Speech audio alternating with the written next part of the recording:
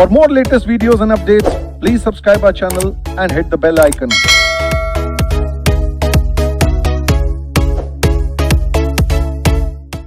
Very good evening to all of you.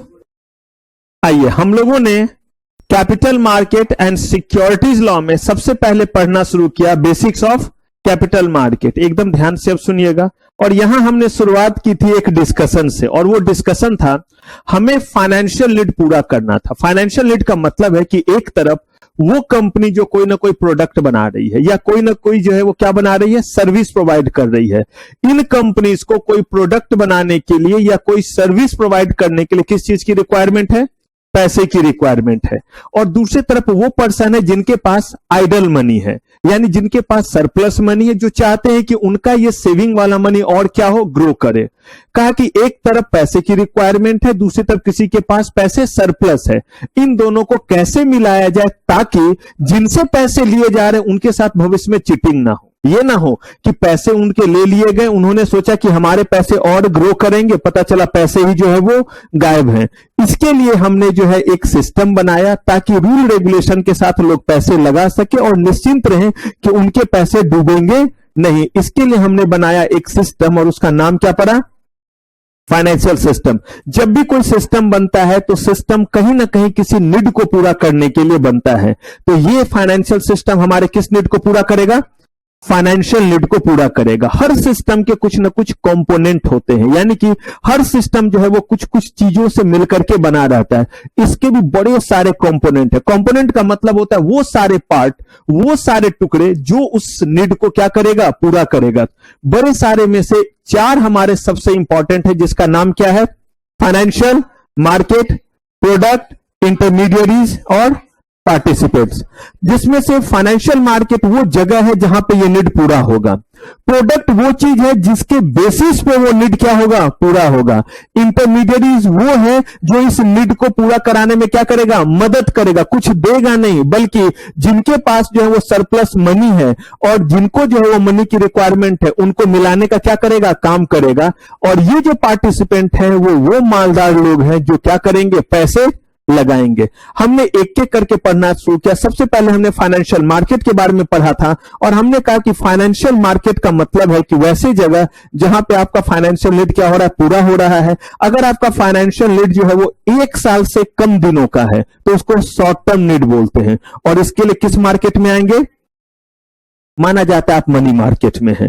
और अगर आपका फाइनेंशियल नीड, और फाइनेंशियल नीड का मतलब है जिससे आपने पैसे लिए हैं उसको पैसे सूद समेत आप पूरा का पूरा क्या करेंगे, वापस कर देंगे, वो होता है फाइनेंशियल नीड। ये नहीं कि उसका इंटरेस्ट का अमाउंट दे दिया या कोई और अमाउंट दे दिया, जितने पैसे लिए प्रिंसिपल प्लस इंटरेस्ट सारे के सारे पैसे क्या करेंगे, हम वापस कर देंगे। कैपिटल मार्केट में 1 साल या 1 साल से ज्यादा दिनों का नीड पूरा होता है। यही नीड अगर आप बैंक से, फाइनेंशियल इंस्टीट्यूशन से या पब्लिक से जो है वो पैसे लेकर के कर रहे हैं तो ये कहलाएगा other form of lending and borrowing. लेकिन यही अगर आप डिफरेंट तरह के इंस्ट्रूमेंट के जरिए, शेयर्स, डिवेंचर, आपके बॉन्ड हो गए, इनके जरिए करेंगे तो किस मार्केट में है, सिक्योरिटीज मार्केट में। जब जब कंपनी को पैसे की जरूरत होगी हर बार ये सारे के सारे इंस्ट्रूमेंट प्राइमरी मार्केट में इशू करेगी, और जितने बार प्राइमरी मार्केट में इशू करेगी उसे सेकेंडरी मार्केट में क्या करेगी, लिस्ट करेगी। अब इस सेकेंडरी मार्केट को पूरी तरह से समझने के लिए हमें पढ़ना पड़ेगा यहां 5 चैप्टर, और प्राइमरी मार्केट के लिए भी तकरीबन 5 चैप्टर। हमने बस इतना ही इसका पढ़ा है, वो 5 चैप्टर हमने नहीं पढ़ा है। फिर हम आए इसके दूसरे सेगमेंट पे जिसका नाम क्या है, प्रोडक्ट। और इसी प्रोडक्ट को हम लोग जो है वो कहते हैं कैपिटल मार्केट इंस्ट्रूमेंट। रीजन ये है कि अगर आपने जो है वो किस मार्केट में जाकर के जो है वो इंस्ट्रूमेंट दिया, मनी मार्केट में जो इंस्ट्रूमेंट के जरिए फंड रेज करेंगे उसे क्या कहते हैं, मनी मार्केट इंस्ट्रूमेंट। जिस इंस्ट्रूमेंट, जिस सिक्योरिटी से आप कैपिटल मार्केट में फंड रेज करते उसे कहते हैं कैपिटल मार्केट इंस्ट्रूमेंट। ये हमें पढ़ना नहीं था, हमने पढ़ना शुरू किया किसको, कैपिटल मार्केट इंस्ट्रूमेंट। और कैपिटल मार्केट इंस्ट्रूमेंट को हमने मेजरली 3 पार्ट में बांटा, प्योर, हाइब्रिड और अभी हमने ना डेरिवेटिव पढ़ा है ना हमने हाइब्रिड पढ़ा है। हमने पहले किसको पढ़ना शुरू किया, प्योर को। और प्योर को हमने जो है वो बांटा 2 कैटेगरी में, किसमें किसमें, शेयर्स और डिवेंचर। अभी हमने डिवेंचर पे हाथ नहीं लगाया, हमने पहला हमला किस पे किया, शेयर्स। और शेयर्स को हमने बांटा कितने कैटेगरी में, कौन कौन सा, फिर हमने इक्विटी शेयर्स को बांटा कितने कैटेगरी में? 2 कैटेगरी में, equity share with equal right with respect to dividends and voting, and equity share with differential right with respect to dividend और वोटिंग। हमने इन दोनों के बारे में पढ़ा और हमने देखा किस तरह से इक्विटी शेयर होल्डर कंपनी के ओनर कहलाते हैं। इनका राइट जो है, इनका जो है वो कहिए रिस्क और रिटर्न दोनों अनलिमिटेड है। कंपनी को खूब फायदा होगा तो इनको खूब रिटर्न मिलेगा, कंपनी डूब गई तो ये भी क्या हो गए? डूब गए। डीवीआर के बारे में हमने देखा था, equity share with differential voting right, ये किस पर्पज से इशू किया जाता है? मेन पर्पज इसका क्या है? टेक ओवर से बचने के लिए और मैनेजमेंट पे कंट्रोल बनाए रखने के लिए। फिर हमने पढ़ा प्रेफरेंशियल शेयर्स और कहा कि प्रेफरेंशियल शेयर में 2 बातें हमने देखी थी कि भाई किस बात का प्रेफरेंस और किससे ज्यादा प्रेफरेंस। तो कहा गया कि इक्विटी शेयर होल्डर्स को कोई भी डिविडेंड देने से पहले किसको हम पे करेंगे? जहां भी शेयर वर्ड लगा है, रिटर्न किस फॉर्म में जाता है? डिविडेंड के फॉर्म में जाता है। कहा कि प्रेफरेंशियल शेयर होल्डर्स का रिस्क भी लिमिटेड है और रिटर्न भी, इनका फिक्स रेट ऑफ डिविडेंड होता है। और कहा कि इनका डिविडेंड पहले दिया जाएगा, तब किनको दिया जाएगा? इक्विटी शेयर होल्डर्स को दिया जाएगा। इन जनरल इसमें कहीं कोई वोटिंग राइट इन जनरल नहीं होता है, कुछ सर्कमस्टांसेस में इनके पास वोटिंग राइट क्रिएट हो जाते हैं। अब यहां पे हमने कहा कि इस प्रेफरेंशियल शेयर्स के अलग अलग हमने टाइप देखे, कौन कौन सा? Cumulative, non cumulative, convertible, non convertible, redeemable और इरिडमेबल। अब यहां तक का सफर हमने पिछले एपिसोड में तय कर लिया था। अब हम यहां से आगे बढ़ेंगे। अब यहां से जो आगे बढ़ेंगे इसको ध्यान से सुनिए। Participating preferential share, non participating preferential share, यहां पे फिर आपका न्यूमेरिकल बनेगा। अभी तक मैंने जो बताया न्यूमेरिकल आप बैक पेज में कर रहे हैं, फिर मैं आपको याद दिला दूं, अगर अभी से नहीं करेंगे आपके ऊपर सारा कुछ बर्डन होगा। छोटा सा चीज 4 लाइन लिखना रहा, घर गए फटाक से कर लिया, लगेगा काम खत्म हो गया। लेकिन यानी यकीन मानिए ऐसे ही 4 छोटे छोटे चीज जब एक साथ जमा हो जाते हैं ना तो फिर बोझ लगने लगता है। मैंने आपको कहा है कि जिस भी जगह पे हम न्यूमेरिकल करते हैं उसी दिन बैक पेज पे जाकर के उसको दोबारा क्या कर लीजिए, एक बार लिख लीजिए, ताकि आपको याद रहे कि एग्जाम के रात में जब पलटे तो आपको याद आ जाए कि इसी जगह से क्या आ सकता है न्यूमेरिकल। वरना होगा क्या, पूरा कॉपी पलट रहे होंगे, उसमें से कुछ पेज गिर करके इधर जाएंगे, कुछ पेज कहां जाएंगे? इधर जाएंगे। सबका हो सकता है, लेकिन अगर मान लीजिए आपका पेज अच्छे से स्टेपल रहना चाहिए। अगर मान लीजिए कि पेज इधर उधर नहीं भी गए तो ढूंढते रहिए। अब पूरे के पूरे इतने मोटे कॉपी में कहां कहां न्यूमेरिकल है, तो इससे अच्छा क्या करें हम, क्यों ना हम बैक साइड से न्यूमेरिकल बनाते रहे कि हमें पता चल जाए। और हमेशा जब ऐसा करें तो चैप्टर का नाम जरूर लिख दें, कि अगर आप पीछे साइड से बनाएं और आपको लगा कि कंफ्यूजन हो रहा है, इसका कॉन्सेप्ट कहां पे था, तो आप क्या कर सके, वहां पहुंच सके। तो लिख दिया कि ये डीवीआर, लिख दिया कि ये आउटस्टैंडिंग इक्विटी शेयर्स, यानी जो चैप्टर आप पढ़ रहे हैं कैपिटल मार्केट इंस्ट्रूमेंट, ताकि आप उस तक जगह तक पहुंच पाए। ये आपको करना है, सीएस आपको बना है, तो इतना तो आई होप कि आप कर ही लेंगे। चलिए, तो यहां तक का सफर पिछले एपिसोड में तय। यहां तक में कोई गिला शिकवा दुख दर्द? बढ़े आगे। अब देखिए हमने कहा पार्टिसिपेटिंग, नॉन पार्टिसिपेटिंग। यहां पे पार्टिसिपेटिंग वर्ड और नॉन पार्टिसिपेटिंग वर्ड इसलिए यूज किया गया कि सबसे पहले बताइए प्रेफरेंशियल शेयर्स के बारे में हमने क्या बात की थी, कितना भी आपको जो है वो रिटर्न क्यों ना आए, इनका जो है वो हिस्सा कितना है, फिक्स्ड है। इन जनरल तो यही है। अगर कंपनी ने कहा कि हम प्रेफरेंशियल शेयर होल्डर्स को 10% का डिविडेंड देंगे, आपने 1 लाख रुपया लगाया था, आपको जो रिटर्न मिलेगा वो कितना कितना 1 लाख रुपया का था, 1 लाख का 10% कितना हो गया, 10,000। तो आपको जो रिटर्न मिलेगा वो मिलेगा 10,000। कंपनी को जो है वो प्रॉफिट हुआ करोड़ों का, फिर भी आपका रिटर्न, अगर कंपनी को कम का हुआ 5 लाख का ही फायदा हुआ तो भी आपका रिटर्न, यानी ना कम में जो है वो आपको कम मिल रहा है, ना ज्यादा में आपको ज्यादा मिल रहा है। अब देखिए इतने सारे इंस्ट्रूमेंट है और इतने सारे इंस्ट्रूमेंट को इशू करने के पीछे वजह क्या है, अलग अलग लोगों का रिस्क लेने का अलग अलग तरह का एपेटाइट, खाने की चीज की तरह ही अलग अलग तरह के चीज, लोगों का अलग अलग तरह का क्या है, स्वाद है। अब कह रहे हैं कि कंपनी चाहती है कि ज्यादा से ज्यादा क्या हो, सब्सक्रिप्शन हो। उन्होंने क्या कहा, उन्होंने इशू करते समय कहा कि अगर कंपनी को कितना भी प्रॉफिट क्यों ना हो, आपका जो है वो return fix rate of dividend ही है। तो इसको बोलते हैं नॉन पार्टिसिपेटिंग। क्या बोलते हैं, that means you are not going to participate in the excess profit of company, that is called non participating preferences share. लेकिन अब कंपनी कहती है, ध्यान से सुनिएगा, कि अगर हमें इतने अमाउंट से ज्यादा का क्या हुआ प्रॉफिट, ये इतना और इतना सब लिखा रहेगा ऑफर डॉक्यूमेंट में, कि अगर हमें इतने अमाउंट से ज्यादा का प्रॉफिट किसी ईयर हुआ तो इतने अमाउंट से जितना ज्यादा प्रॉफिट होगा उस पे हम इतना परसेंट एक्स्ट्रा आपको जो है वो क्या देंगे, डिविडेंड देंगे। दो तीन बात आया। पहले तो वो लिमिट क्या है कि कितने से ज्यादा का प्रॉफिट होने पर लिखेगी कंपनी, कहां लिखेगी, मेरे चेहरे पे ऑफर डॉक्यूमेंट में लिखेगी, तभी तो आप पढ़ के लेंगे। पहले ही लिख देगी 5-7 लाख अरब, बोलेगा मर जा, इससे अच्छा क्या करता, इससे अच्छा जो है वो नॉन पार्टिसिपेटिंग देता। ये तो मजाक हो गया, नहीं हो गया। तो कह रहे हैं कि अगर आपको लगता है कि रीजनेबल फिगर दे रहे हैं, कह रहे कंपनी का तो वैसे ही बहुत प्रॉफिट है, तो कह रहे 100 करोड़ से ही ज्यादा होगा, तो जितना 100 करोड़ से ज्यादा होगा उस एक्सेस यानी 100 करोड़ से एक्सेस वाले पे हम आपको 1% का और डिविडेंड देंगे। इसका मतलब जो मेरा फिक्स रेट ऑफ डिविडेंड था 10% का, वो मिलेगा या नहीं, वो तो मिलेगा ही मिलेगा। उसके अलावा उस पे भी क्या मिलेगा। अब बताइए, अगर ऐसा इंस्ट्रूमेंट इशू हो रहा है और एक तरफ हो रहा है नॉन पार्टिसिपेटिंग कि चाहे कुछ भी हो जाए आपको इतना ही मिलना है, कह रहा है अगर दोनों ही सिचुएशन हो तो आप किस तरफ जाना चाहेंगे, अगर सेम कंपनी हो तो। अब यही जब पार्टिसिपेटिंग और नॉन पार्टिसिपेटिंग होगा तो मुझे एक चीज बताइए, कंपनी जो है वो दोनों तरह का इशू क्यों करेगी, तब तो हर लोग किसमें लेना चाहेंगे, तो नॉन पार्टिसिपेटिंग फिर कौन लेगा।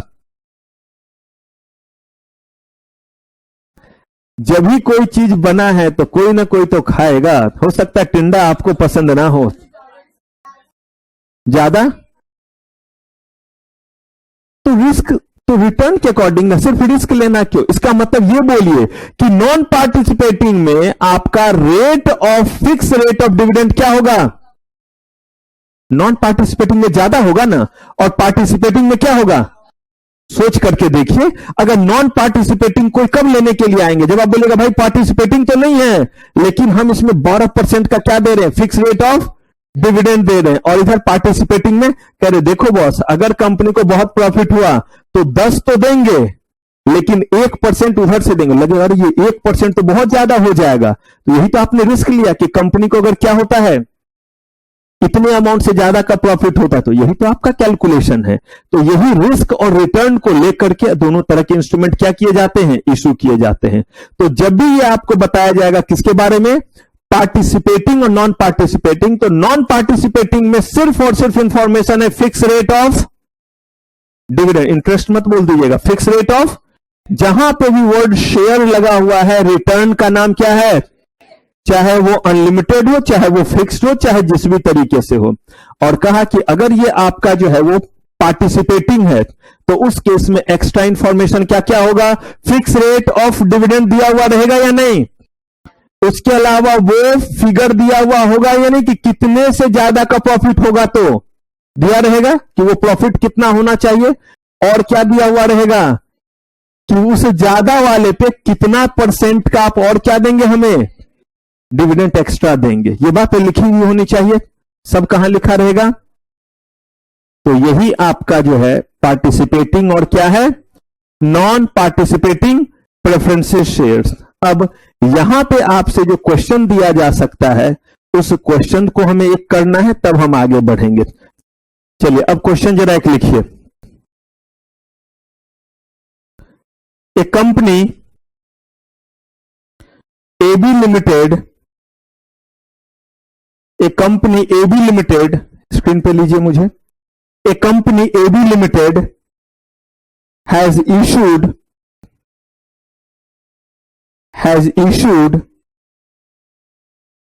1 lakh preferences share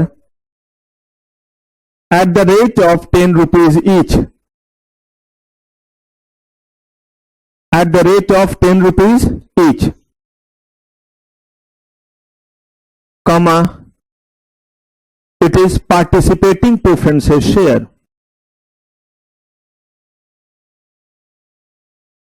It is participating preferences share. The company has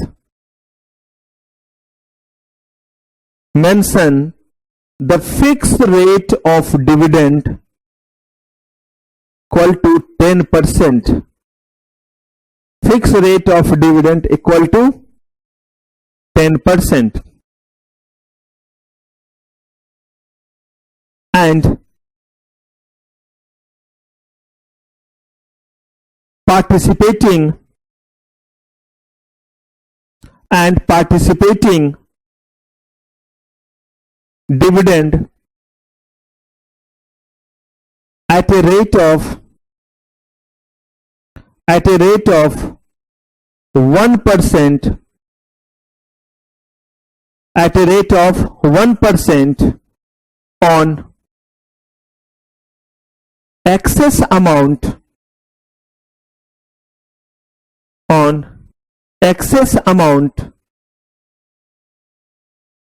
achieved by company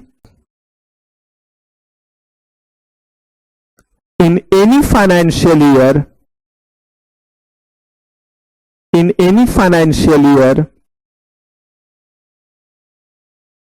exceeding 100 crore. Exceeding 100 crore.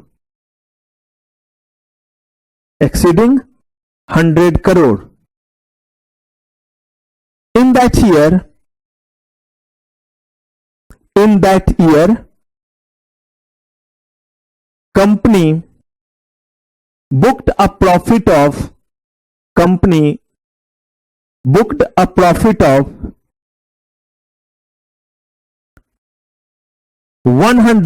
crore.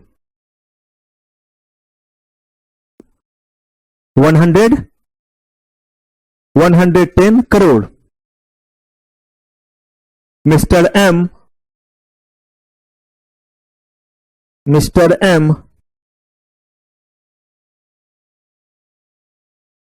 was invested, Mr.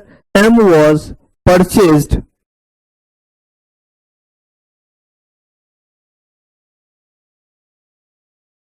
1,000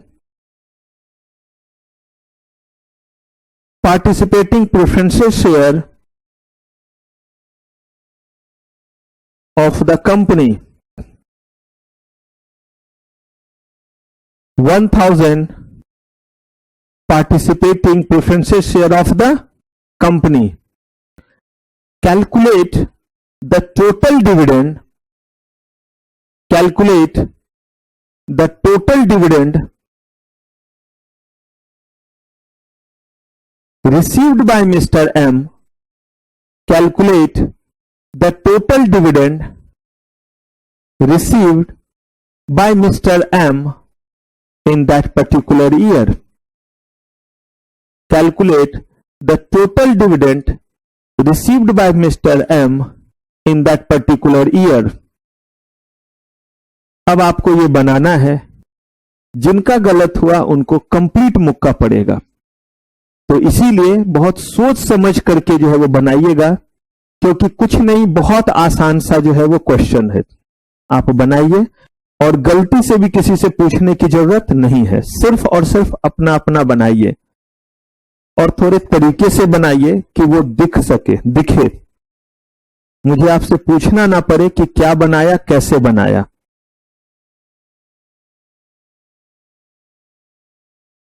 समझिए, एग्जाम में पूछा है तो कैसे लिखेंगे, कैसे बनाएंगे। स्क्रीन फुल कर दीजिए।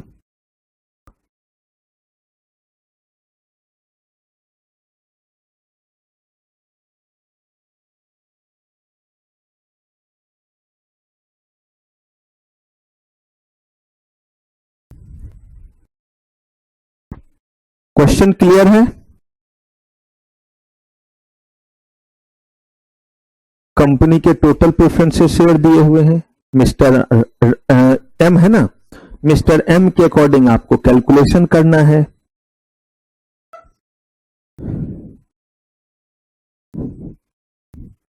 प्रॉफिट दिया हुआ है, एक्सेस अमाउंट से ज्यादा वाला जो प्रॉफिट होगा उस पे कैलकुलेशन करना है।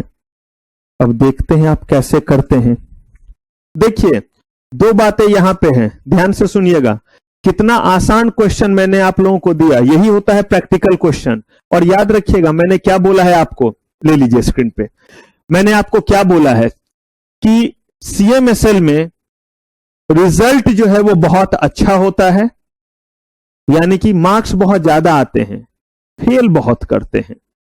रीजन ये है कि अभी जो है वो शायद तीसरी चौथी क्लास है, 2-3 तरह के तो प्रैक्टिकल ऑलरेडी देख चुके हैं।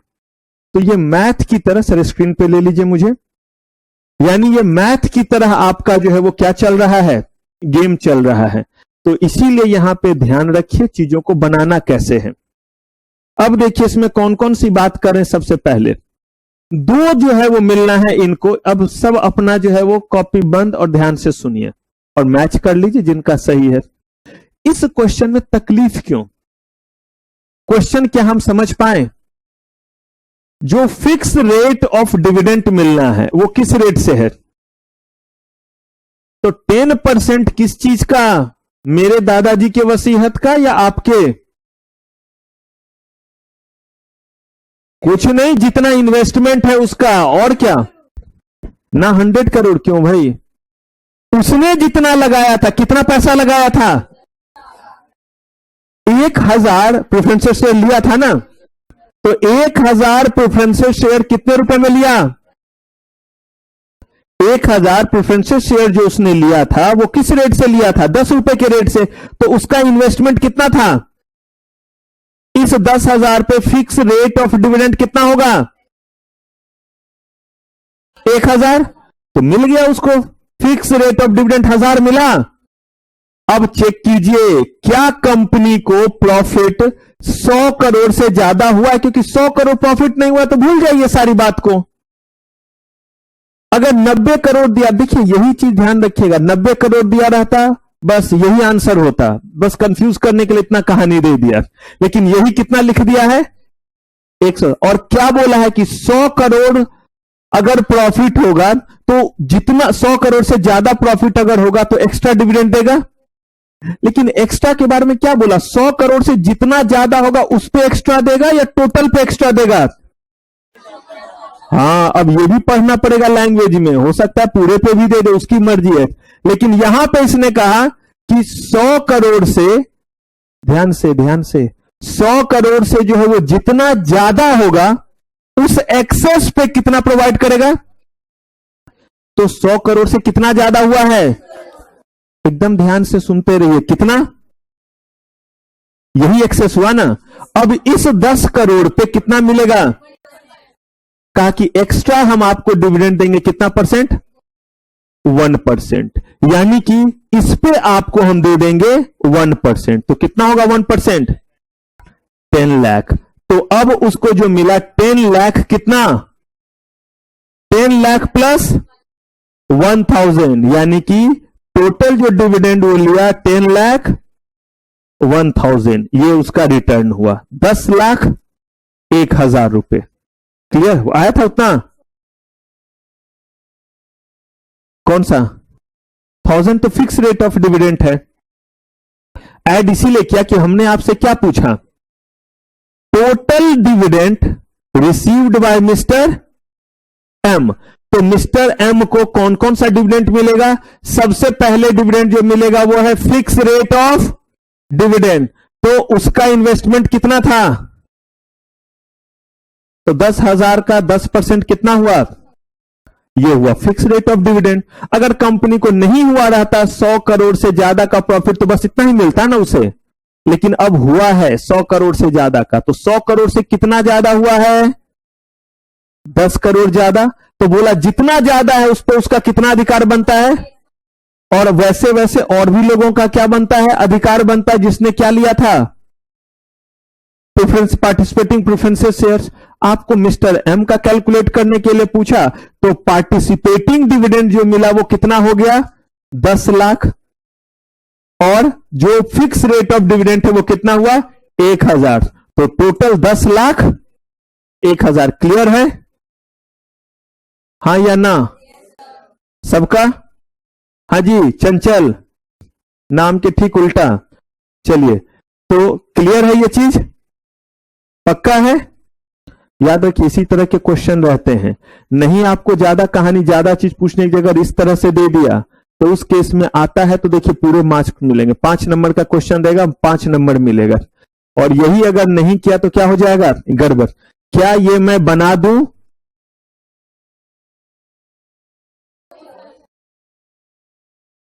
लिखेंगे कैसे? तो देखिए पहला चीज, mister M is having 1000 preferences share equal to 1000 into 10,000 total investment, 10,000 total investment. Fixed rate of dividend equal to 10%. Fixed rate of dividend equal to 10%. मेरे साथ साथ लिखते रहिएगा। 10% equal to 10% of 10,000 equal to 1,000. ये एक एस्पेक्ट हो गया। Since profit equal to 110 CR, excess profit equal to 110 minus 100 CR equal to 10 crore.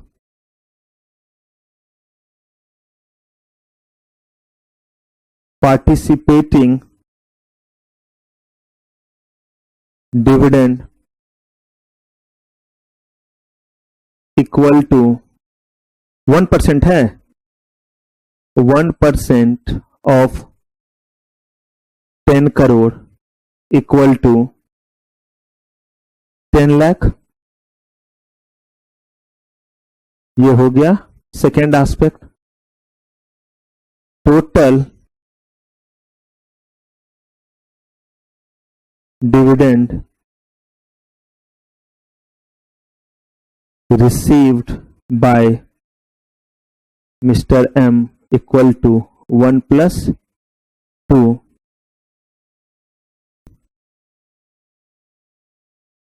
10 lakh plus equal to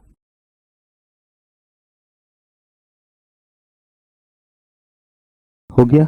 ऐसे ही बनाएंगे अगर एग्जाम में रहा तो। क्लियर है? नहीं न्यूमेरिकल है ना, तो इसमें जो है वो नहीं। अगर कहीं भी आपसे जो है वो सजेस्ट और ये सब चीज पूछता तब प्रोविजन पे जाते हैं, अदरवाइज हमें प्रोविजन और पार्टिसिपेटिंग के बारे में बताने की जरूरत। ये तो न्यूमेरिकल आपसे पूछा, न्यूमेरिकल को क्या करेंगे, आंसर करेंगे। यही अगर बोल देता suggest managing director about paying the dividend to mister M, तब आपको पहले पार्टिसिपेटिंग का क्या बताना पड़ता, डिफाइन करना पड़ता कि पार्टिसिपेटिंग क्या हुआ, और तब ये बताना पड़ता कि कितना मिलेगा। क्लियर है? तो देखिए हमने प्योर इंस्ट्रूमेंट को बांटा था कितने पार्ट में, प्योर को 2 पार्ट में, एक हमारा शेयर्स और एक शेयर्स को बांटा था कितने कैटेगरी में, 2। एक हमारा इक्विटी और एक, हमने इक्विटी भी पूरा पढ़ लिया और प्रेफरेंस भी। अब हम किस पे पहुंच रहे हैं, डिवेंचर पे। डिवेंचर के बारे में कहा गया, एकदम ध्यान से सुनिएगा, कि डिवेंचर में कहीं पे भी आगे या पीछे कहीं शेयर वर्ड लगा है, कहा नहीं। कहा कि अगर इसमें कहीं शेयर वर्ड नहीं लगा हुआ है तो इसका मतलब जो भी रिटर्न इनके जो है वो डिवेंचर होल्डर को दिया जाएगा उसका नाम डिविडेंड नहीं होगा। जो भी हो उसका नाम पहले क्या नहीं होगा, डिविडेंड नहीं होगा। कहा ठीक है। कहा तो डिवेंचर है किस नेचर का, और डिवेंचर बेसिकली क्या प्रेफरेंसेस शेयर्स की तरह किसी को प्रेफरेंस जो है वो प्रोवाइड करेगा। कहा गया कि देखिए डिवेंचर अपने आप में प्रेफरेंसेस का भी प्रेफरेंस है। कहा कैसे, मैंने आपको एक एग्जांपल दिया था कि अगर मान लीजिए कि मेरे घर में, मैंने बताया था कि भाई बहन में सबसे बड़ा मैं, मुझसे छोटा भाई और सबसे छोटी बहन। अगर चॉकलेट का बंटवारा होगा तो मुझसे ज्यादा प्रेफरेंस मेरे भाई को दिया जाएगा, लेकिन क्या बहन से ज्यादा प्रेफरेंस मिलेगा? नहीं मिलेगा। ऐसे ही अगर हम तीन इंस्ट्रूमेंट की बात करते हैं, डिवेंचर, प्रेफरेंसेस शेयर्स और इक्विटी शेयर्स, तो कहा गया कि डिवेंचर होल्डर जो हो गए उनको सबसे ऊपर रखा गया है। मतलब यह है कि अगर कंपनी को प्रॉफिट नहीं हुआ तो आपने जो है वो इक्विटी शेयर होल्डर्स को नहीं दिया, क्योंकि उनको डिविडेंड देते हैं। प्रेफरेंशियल शेयर होल्डर्स को भी तो डिविडेंड ही देते हैं, कंपनी को प्रॉफिट नहीं हुआ तो डिविडेंड उनको भी नहीं मिलेगा। अरे भाई कुमुलेटिव है तो एक्युमुलेट होता जाएगा, यही होगा, लेकिन मिलना तो उनको भी उसी से है, प्रॉफिट से ही मिलना है। लेकिन कहा डिवेंचर के साथ ऐसा नहीं है। अब जिसका जितना ज्यादा रिस्क लेने का एपेटाइट, इक्विटी शेयर होल्डर सबसे ज्यादा जो है वो रिस्क लेते तो रिटर्न भी सबसे ज्यादा है। प्रेफरेंशियल शेयर होल्डर्स को उससे कम रिस्क है तो उससे कम रिटर्न भी है। डिवेंचर होल्डर के पास रिस्क बहुत कम होता है। क्यों रिस्क बहुत कम होता है? क्योंकि डिवेंचर एक ऐसा इंस्ट्रूमेंट हो गया जिसके बारे में कंपनी कहती है कि मैं आपसे कर्ज ले रहा हूं और आपको एक लेटर दे रहा हूं जो इस बात का प्रमाण है, इस बात का प्रूफ है कि मैंने आपसे कर्ज लिया है। This is called certificate of indebtedness. बस इस बात का मतलब यह समझिए कि अगर आप बैंक से लोन लेते, बहुत ध्यान से समझिएगा, तो और डिवेंचर्स जो है वो इशू करते हैं, तो अंतर कहां आता है? कहा गया कि डिवेंचर बेसिकली एक ऐसा इंस्ट्रूमेंट है जिसका नेचर जो है वो क्या है कि आप इनको फिक्स रेट ऑफ इंटरेस्ट देते हैं। क्या देते हैं?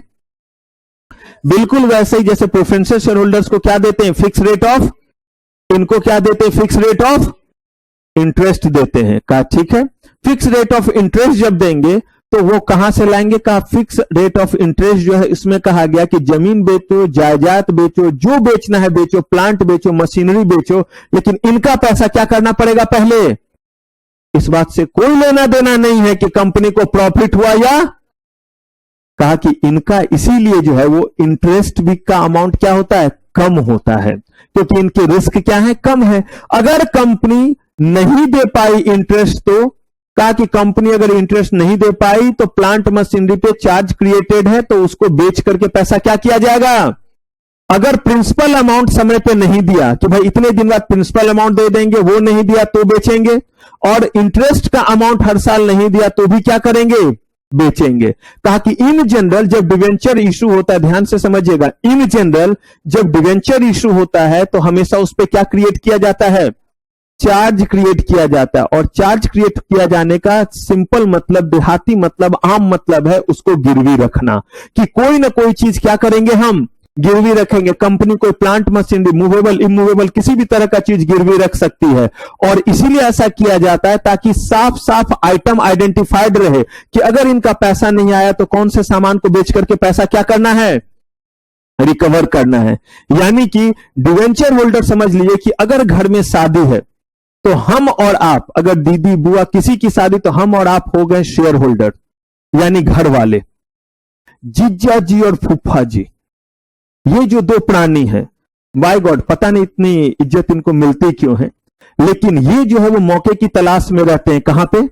शादी वगैरह के समय में या किसी भी ओकेजन में। अगर किसी ने बोल दिया कि मेहमान थोड़े नाराज लग रहे हैं, अभी तक नहीं थे, लेकिन अगर किसी ने बोल दिया तो सही में क्या हो गए? हनुमान जी बन गए कि नाराज हो गए। तो अब ये हो गए हमारे कौन?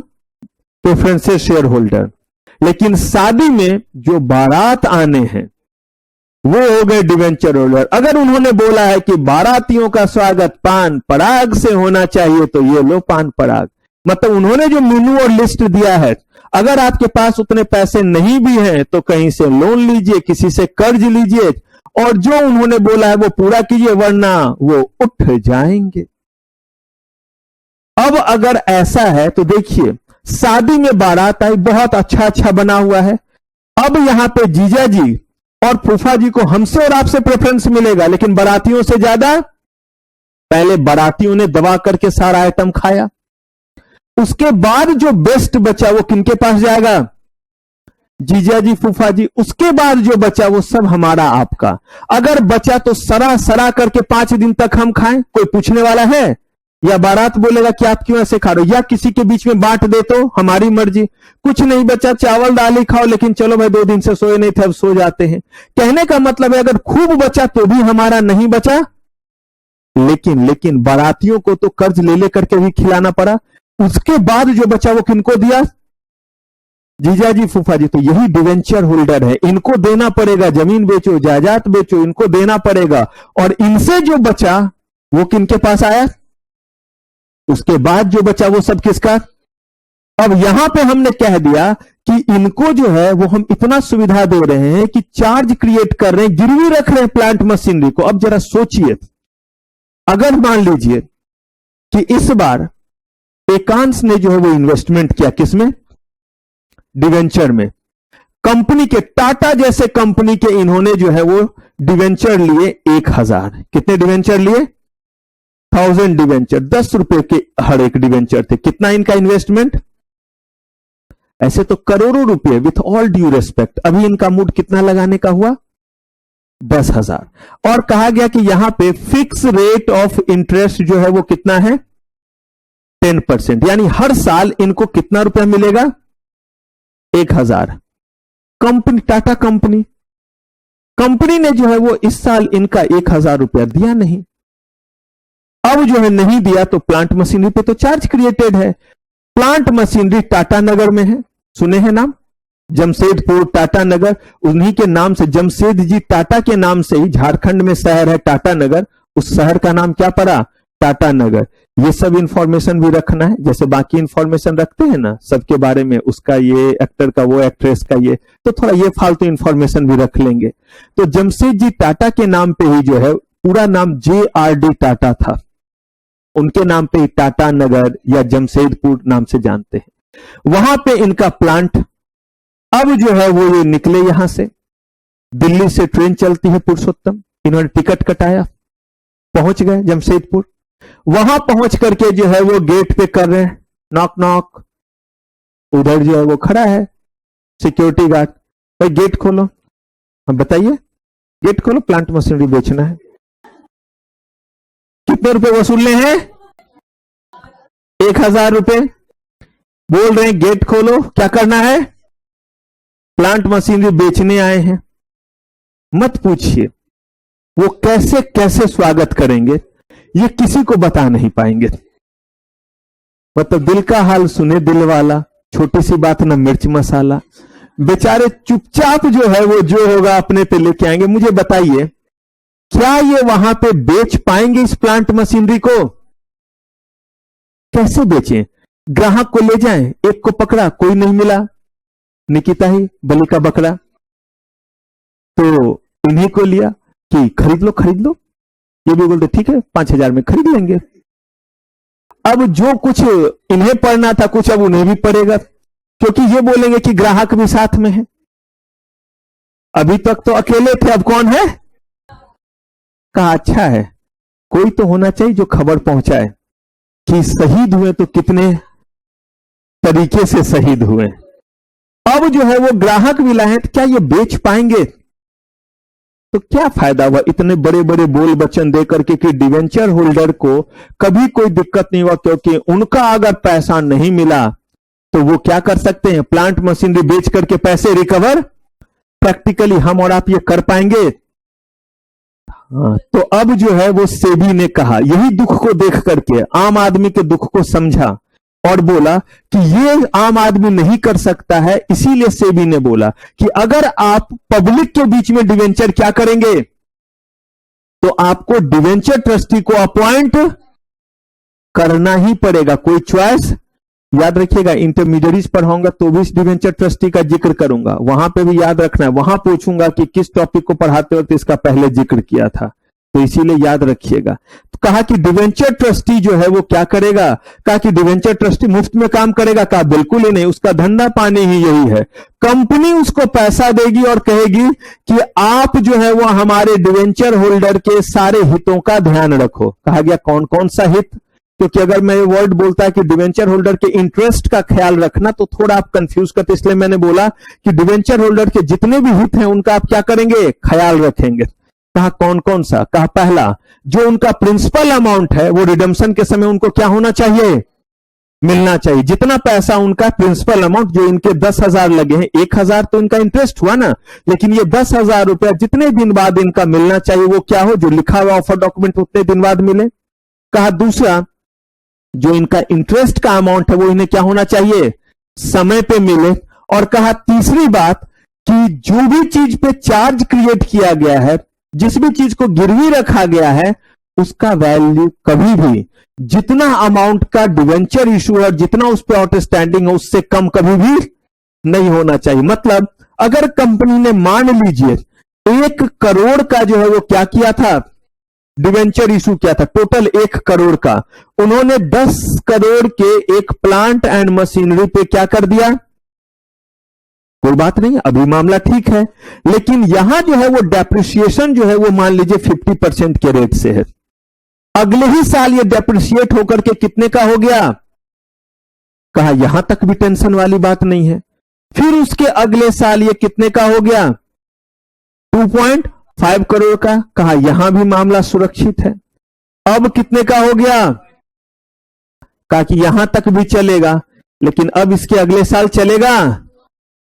अब वो तुरंत बोलेगा कि और कोई प्लांट मशीनरी पे क्या करो, उसको भी हमारे कस्टडी में दो, ताकि जब कल के डेट में लोगों का पैसा प्रिंसिपल अमाउंट ना मिले या इंटरेस्ट का पैसा ना मिले, तो जिस चीज पे चार्ज क्रिएटेड था उसको जब बेचने जाए तो बेच करके वहां से क्या कर पाए, लोगों के पैसे दे पाए, ऐसा ना हो कि उससे कुछ पैसे ही ना मिले। तो यहां पे इन्होंने कहा कि ये जो चार्ज क्रिएट किया जाता है, इस चार्ज क्रिएट को लेकर के उन्होंने साफ तौर पे कहा कि ये आपके मूवेबल प्रॉपर्टी पे भी हो सकते हैं और किस पे हो सकते हैं।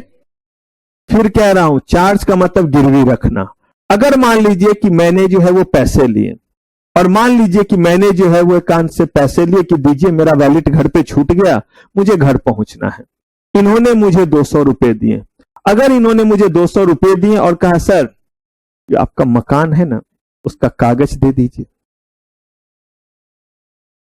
अगर उन्होंने ऐसा बोला तो इसका मतलब मैंने उनके हवाले कागज कर दिया, तो इस बार मेरा जमीन, मेरा मकान गिरवी रखा गया। तो when charge is created on movable property है या ये इमूवेबल प्रॉपर्टी है मकान, तो इमूवेबल प्रॉपर्टी पे जब कोई चार्ज क्रिएट होता है या इमूवेबल प्रॉपर्टी को जब आप गिरवी रखते हैं तो उसका एक पर्टिकुलर नाम है और उसे क्या बोलते हैं, मॉर्गेज।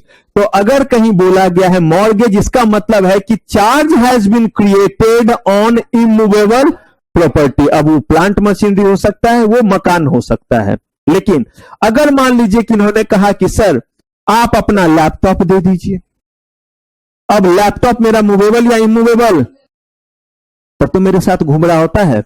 अगर मैंने ये मूवेबल प्रॉपर्टी उठा करके इनको दे दिया तो फिर यहां पे 2 बातें, एक है कि मैंने पोजीशन ट्रांसफर कर दिया, ये लीजिए लैपटॉप, जिस दिन पैसा दे दूंगा उस दिन लैपटॉप मुझे क्या कीजिएगा, वापस दे दीजिएगा। अगर ऐसा है तो इसका नाम है प्लेज। क्या नाम है, प्लेज। लेकिन ये कहते हैं कि सर कोई बात नहीं, ये 200 रुपए के लिए भागोगे नहीं, कागज बस दे दो, मैंने पोजीशन नहीं ट्रांसफर किया, बस पेपर दे दिया कि मैं इसे बेच ना पाऊं। पोजीशन मूवेबल प्रॉपर्टी का मेरे पास है या ट्रांसफर हो गया। अब इसके लिए भी एक वर्ड है और उसको क्या बोलते हैं, हाइपोथिकेशन। यानी when charge has been created on movable property there are 2 circumstances, 1 position has been transfer, position has not been. अगर पोजीशन ट्रांसफर हो गया तो इसका नाम क्या है, अगर मैंने बोला कि मैंने अपने लैपटॉप को प्लेज किया है, इसका मतलब है कि मैंने जो है वो अपने लैपटॉप का पोजीशन दे दिया। अगर मैंने बोला कि मेरा लैपटॉप हाइपोथिकेटेड है, इसका मतलब है लेकिन इस पे चार्ज क्रिएटेड है, जब तक पैसे नहीं दूंगा तब तक इसको बेच। Mortgage has been created on my property, my house, इसका मतलब है कि इसको मैंने क्या रखा हुआ है, गिरवी रखा हुआ है। क्लियर है। कहा गया कि डिवेंचर के केस में आप तीनों चीजों का इस्तेमाल कर सकते हैं। इसका मतलब है कि आप बताइए आप अपने मूवेबल प्रॉपर्टी को गिरवी रखेंगे या इमूवेबल, और वो डिवेंचर ट्रस्टी इस चीज को क्या करेगा, जस्टिफाई करेगा कि उसकी क्या वर्थ है, क्या कीमत है और कब जो है उसका वैल्यू क्या हो रहा है, डिवैल्यूएट हो रहा है। उसके अकॉर्डिंग वो आपको और भी चीजों को क्या बोलेगा, चार्ज क्रिएट करने के लिए। ये बेसिकली बेसिक फीचर है किसका, याद रखिए। प्रेफरेंसेस का भी हमने बेसिक फीचर कहा था कि प्रेफरेंसेस शेयर्स पे इन जनरल कोई वोटिंग राइट होता है, डिवेंचर पे भी कोई वोटिंग राइट। यहां पे हमने प्रेफरेंशियल शेयर्स के बारे में कहा था कि इनको जो मिलता है वो फिक्स रेट ऑफ डिविडेंड, इसके अलावा कुछ और नहीं। यहां पे भी हमने कहा फिक्स रेट ऑफ इंटरेस्ट, कुछ और नहीं। लेकिन वहां आपने देखा था कि कैसे जो है वो पार्टिसिपेट भी करता है, अगर उस साल नहीं मिला तो एक्युमुलेट भी होता है। तो जब हम उसके टाइप्स पे आए तो उसके और भी वैरायटी को क्या करने लगे, हम लोग देखने लगे। तो ठीक वैसे ये डिवेंचर के बारे में इतनी सारी बातें, ये जो है ये है आम जिंदगी। Debenture is acknowledgement of certificate of indebtedness. Debenture holder receive fixed rate of what? Interest. There shall be charge created on asset, no voting power, or debenture trustee appointed to take care of interest of. कहा आपने in general तो कहा charge created.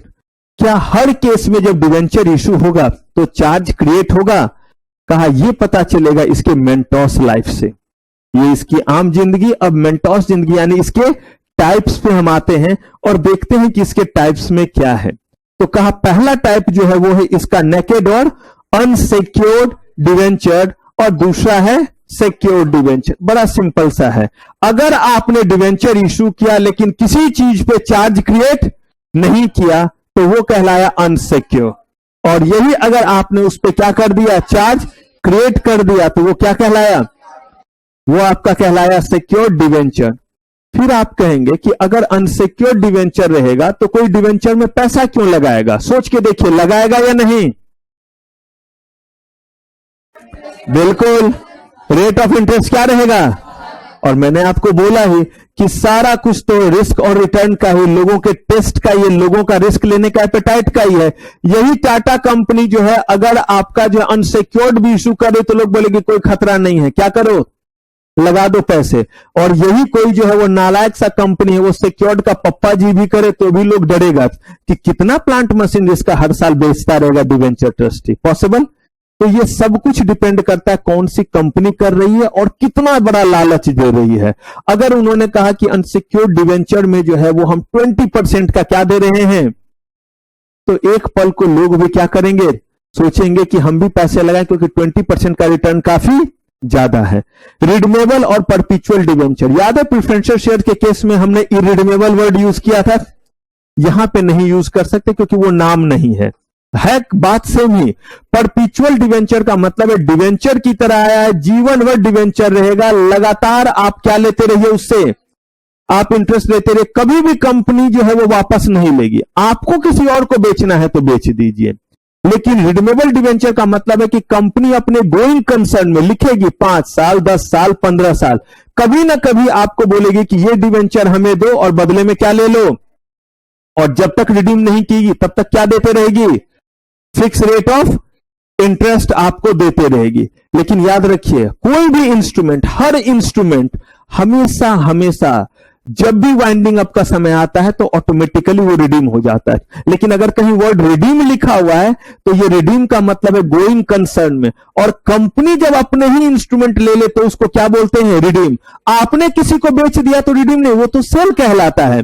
तो क्या आप इस बीच में बेच नहीं सकते? बिल्कुल बेच सकते हैं, ग्राहक मिले बेच दीजिए, जिसके पास रहेगा उसको क्या मिलेगा, फिक्स रेट ऑफ इंटरेस्ट मिलेगा, और जब रिडम्पशन का समय आएगा तो उसको क्या करना पड़ेगा, वापस जो है वो देना पड़ेगा। ऐसे ही अगर ये आपका क्या है, परपेचुअल डिवेंचर है, आपको जिनको जिनको बेचना है बेचिए, जिनके पास ये रहेगा उसको क्या मिलता जाएगा, फिक्स रेट ऑफ इंटरेस्ट जो है वो मिलता जाएगा। क्लियर है ये चीज? सबका डन? हाँ जी, रोहित डन है?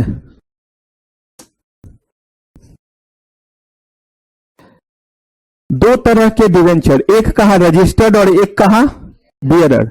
रजिस्टर्ड और बियरर में अंतर क्या है? तो जब ध्यान से सुनिएगा, जब भी कोई भी इंस्ट्रूमेंट कंपनी इशू करती है तो हमेशा कंपनी अपने एंड पे भी एक डेटाबेस रखती है, जैसे register of member. Register of member का मतलब होता है कि उसमें कंपनी क्या करेगी, सारा का सारा डिटेल रखेगी अपने मेंबर का, किसके नाम से कितने शेयर्स अलॉट हुए हैं, उनका सारा डिटेल वहां रहेगा। ठीक वैसे ही प्रेफरेंशियल शेयर इशू की तो प्रेफरेंशियल शेयर्स का सारा रिकॉर्ड रखती है। ठीक वैसे ही डिवेंचर अगर इशू करेगी तो आपको तो मिल गया डिवेंचर सर्टिफिकेट जिसमें जो है वो नाम लिखा हुआ है mister X Y Z, 1 lakh अगर 1000 शेयर्स हैं, किस रेट डिवेंचर है, किस इंटरेस्ट रेट से मिला है, तो वो रेट ऑफ इंटरेस्ट जो है वो लिखा रहेगा। और इधर कंपनी का जो अपना रजिस्टर ऑफ डिवेंचर होल्डर है उसमें भी लिखा रहेगा, यहां पे मिस्टर एक्स के नाम से जो है वो 1000 शेयर और ये 1000 डिवेंचर, ये सारा रिकॉर्ड लिखा हुआ रहता है। अब होता यह है कि अगर कोई बंदा जिसने जो है वो डिवेंचर क्या किया है, डिवेंचर जो है वो परचेज किया है, तो डिवेंचर परचेज करने के बाद वो क्या कर रहे हैं, डिवेंचर परचेज करने के बाद जो है वो इस चीज को किसी को बेचना चाह रहे हैं। मान लीजिए कि डिवेंचर परचेज किया सचिन ने, बेचना चाह रहे हैं अंकित जी महाराज को, तो अब जो है काम अच्छे करेंगे तो अंकित जी महाराज ही लोग बुलाएगा, तो अब जो है वो किनके पास, सचिन ने जो है वो खरीदा और किनको बेचना चाह रहे हैं, अंकित जी, फिर महाराज जी। कोई इज्जत है या नहीं है, एक ही बार जी लगाया, किनको बेचना चाह रहे हैं, हाँ अंकित जी महाराज जी को बेचना चाह रहे हैं। अब हुआ क्या कि इन्होंने जो है वो उनको जो है वो डिवेंचर दिया और डिवेंचर देने के बाद पैसे ले लिए। जैसे ही जो है वो अंकित जी महाराज जी घर आए, उनके घर पे जो है वो पुलिस आए और इनके 2-2 बार जी होने का भी सम्मान नहीं किया, क्योंकि सचिन ने जो है वो पुलिस को कॉल किया कि मेरा जो है वो डिवेंचर जो है वो किसी ने चुरा लिया। इन्होंने कैश दिए थे, अब इनके घर पुलिस आई और ये कह रहे हैं कि आपने जो है वो डिवेंचर चुराया है महाराज जी।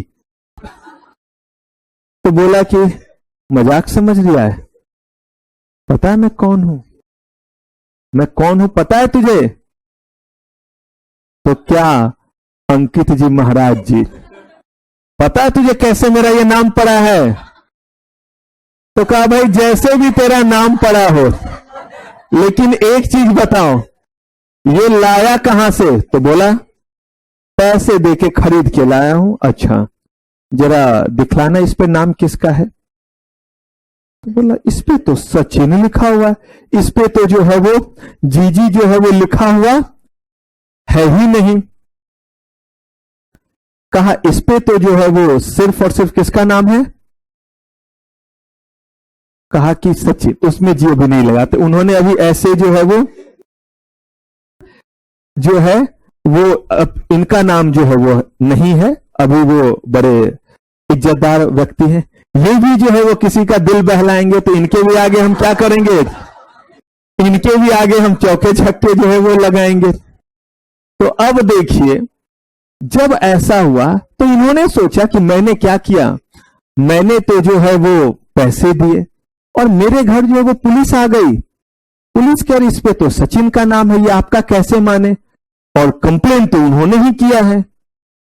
अब ऐसे केस में क्या होगा, अगली बार जब इन्हें कहीं लेना रहेगा या कोई भी डिवेंचर लेंगे तो वो क्या बोलेंगे कि पहले इसमें किसका नाम हो, मेरा नाम हो।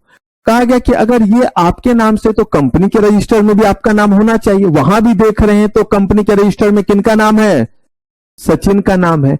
इसको बोलते हैं रजिस्टर्ड डिवेंचर। क्या बोलते हैं, रजिस्टर्ड डिवेंचर। अब अगर ऐसे रजिस्टर्ड डिवेंचर किसी को ट्रांसफर करना है तो रजिस्टर्ड जो डिवेंचर है उस डिवेंचर के साथ जो है वो सचिन जो है वो ट्रांसफर डीड लगाएंगे और ट्रांसफर डीड लगा करके उसके साथ स्टेपल करेंगे और उसमें ट्रांसफर ट्रांसफरी दोनों का नाम लिखेंगे। ट्रांसफर वो खुद हो गए, ट्रांसफर में जो है वो अंकित जी महाराज जी का नाम लिखेंगे 2 बार जी के साथ। अब जो है वो नाम लिखा और लिख करके किसके पास भेजेंगे, अब ये भेजा जाएगा कंपनी के पास। कंपनी के पास जब ये जाएगा और उनके बीच में आपस में एग्रीमेंट हो गया कि जब डिवेंचर आ जाएगा तब मैं आपको इतने पैसे दूंगा और कुछ टोकन मनी दे दिया है, वो उनके पास पड़ा हुआ है सचिन के पास।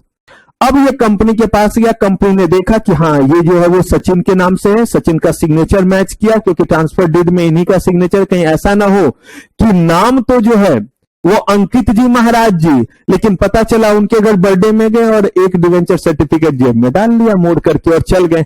और साथ में क्या कर रहे हैं वो देखिए, साथ में डिवेंचर ट्रांसफर डीड बना करके जो है वो अपने नाम से भी कर रहे हैं। कहते हैं ना, एक तो चोरी ऊपर से क्या कि इसे अपने नाम से कर रहे, तो इसीलिए वो सिग्नेचर मिलाया जाएगा। अगर उसमें सिग्नेचर मैच कर गया सचिन का, तो ऐसे केस में कंपनी उस डिवेंचर सर्टिफिकेट को फाड़ के फेंकेगी, एक नया डिवेंचर सर्टिफिकेट बनाएगी, उस पे जो है वो सचिन अंकित जी महाराज जी का नाम लिखा रहेगा। और जो ये रजिस्टर ऑफ डिवेंचर होल्डर है, इसमें भी यहां पे सचिन के नाम के आगे ट्रांसफर टू लग जाएगा और यहां पे अंकित जी महाराज जी का क्या लिखा जाएगा, नाम लिखा जाएगा। और तब जब इनके पास आएगा तब ये बचा हुआ पैसा क्या करेंगे, उनको देंगे। देखिए, इनकन्वीनियंट है, टाइम कंज्यूमिंग है या नहीं, लिक्विडिटी कम हो गया या नहीं। लिक्विडिटी का मतलब है कि कोई चीज कितना जल्दी क्या हो सकता है, कैश में कन्वर्ट। यहां पे तो कुरियर से जाएगा, फिर 7 दिन, फिर उधर से 7 दिन, और बीच में तो कंपनी मैराथन कर नहीं रही है कि जैसे उधर से आया फटाक से लेकर के जो है वो बदलना शुरू कर देगा। उसके पास भी तो और काम है, थोड़े समय लगेंगे या नहीं लगेंगे। तो पता चला 15-20 दिन, महीने भर का क्या लग गया टाइम, और तभी तो जो है वो पैसे इनको मिलेंगे। अगर सचिन के पास ये था तो पैसे तभी मिलेंगे जब महाराज जी के नाम पे ये क्या होगा। आज से जो है वो इतिहास इन्हें किस नाम से पुकारेगा, महाराज जी के नाम से पुकारेगा। तो अब जो है ये जब महाराज जी के नाम से क्या होगा, रजिस्टर्ड होगा, तभी जो है वो क्या करेंगे, वो पैसे देंगे। टाइम जरूर लगा, लेकिन मुझे बताइए, अगर ये जो है अपने घर में रखे हुए सचिन और कोई ये चीज चुरा ले तो क्या उसका यूज कर पाएगा ना, कोई यूज नहीं। कैसे यूज कर पाएगा, क्योंकि उस पे जो है वो नाम लिखा हुआ है, वो रजिस्टर्ड है। लेकिन बियरर का मतलब होता है किसी का नाम नहीं रहेगा, बस सर्टिफिकेट पे नंबर रहता है और यहां भी सर्टिफिकेट नंबर रहता है। जो भी वो लेकर के कंपनी के पास जाएगा, कंपनी उसको क्या दे देगी, जो उनका जो है वो इंटरेस्ट है वो इंटरेस्ट दे देगी। कोई किसी को बेचना चाहे तो जस्ट ट्रांसफर या जस्ट डिलीवरी बेसिस पे कर लेगी, उधर दिया और पैसे क्या कर लिए, ले लिए। अब आप सोचिए, कन्वीनियंस और सिक्योरिटी के बीच में आपको क्या चुनना है। तभी तो 2 तरह का चीज दिया। और अक्सर आप देखते होंगे, ऐसा अक्सर होता है कि जितना ज्यादा फीचर आपके जो है वो मोबाइल और बाकी चीजों में आता है, कहीं ना कहीं फाइनेंशियल ट्रांजैक्शन पे उतना खतरा मंडराता जाता है। लोगों के पैसे वगैरह नहीं, फ्रॉड पहले नहीं था इस तरह का, तो फ्रॉड भी थोड़े कम होते थे। इनकन्वीनियंस था, आप बैंक जाते थे, पैसे निकालते थे, लेकिन वहां तो फ्रॉड कम होता था। आज के समय में अगर किसी ने हाइक कर लिया, कुछ और कर लिया, तो पता चलता किसके, हर दिन कुछ सुनने में आता है कि आज उसके अकाउंट से, आज उसके अकाउंट से। ये न्यूज के लेवल पे मैं कह रहा हूं, सिर्फ सुनी सुनाई बातों पे नहीं। इसका मतलब है, लेकिन कन्वीनियंट भी तो है, पैसे लेकर के चलने की जरूरत नहीं। मेरे पास तो वैसे भी नहीं है, लेकिन आपके पास है, आपको लेकर के चलने की जरूरत नहीं है। आराम से आप अपना मोबाइल से ऐसे करके कहीं भी जो है वो स्कैन करते हैं और क्या कर देते हैं, पेमेंट कर देते हैं। तो यहां पे इन्होंने कहा कि इन दोनों के बीच में दोनों तरह के इंस्ट्रूमेंट है, आपको जो मर्जी वो आप लीजिए। कंपनी को जो लगेगा अच्छा, वो कंपनी मार्केट देख करके करती है कि हमारे किस इंस्ट्रूमेंट का इस समय ज्यादा क्रेज है। तो ये हुआ रजिस्टर्ड और ये है आपका बियरर। डन कीजिए इसको। अब देखिए, हमने डिवेंचर में 6 टाइप्स के डिवेंचर देखे। अब इसका 2 कैटेगरी जो है वो, एक है कन्वर्टेबल और एक है उसी नॉन कन्वर्टेबल में आपका जो है वो पार्टली और फुल्ली कन्वर्टेबल। लेकिन उसके बाद एक शानदार यहां पे फिर जो है वो प्रैक्टिकल आता है, और वो प्रैक्टिकल आता है जिसमें हम लोग जब कन्वर्ट करते हैं तो उसमें कन्वर्जन रेशियो, कन्वर्जन प्राइस और कन्वर्जन प्रीमियम, ये 3 चीज हमें निकालना पड़ता है। और ये 3 चीज के बेसिस पे अगर मुझे क्वेश्चन पूछना है तो मेरे पास n नंबर ऑफ न्यूमेरिकल है सेट करने के लिए। तो इसीलिए जब भी आप सब्जेक्ट में कहीं भी न्यूमेरिकल आ जाए तो उसको क्या रखेंगे, थोड़ा अलर्ट। तो अब कन्वर्टेबल, नॉन कन्वर्टेबल और पार्टली कन्वर्टेबल में किस तरीके से आप जो है कन्वर्जन प्राइस, कन्वर्जन प्रीमियम और कन्वर्जन रेशियो, ये 3 चीज निकालना। और फिर इसके बाद हम लोग बचे हुए और कुछ प्योर इंस्ट्रूमेंट को करेंगे, तब हम लोग आएंगे हाइब्रिड पे। तो ये सारा कुछ हम लोग करेंगे, जो कि शुरू होगा बस एक छोटे से। चलिए, तो फिलहाल आज की सारी सेवा समाप्त। थैंक यू वेरी मच, आपका बहुत बहुत धन्यवाद।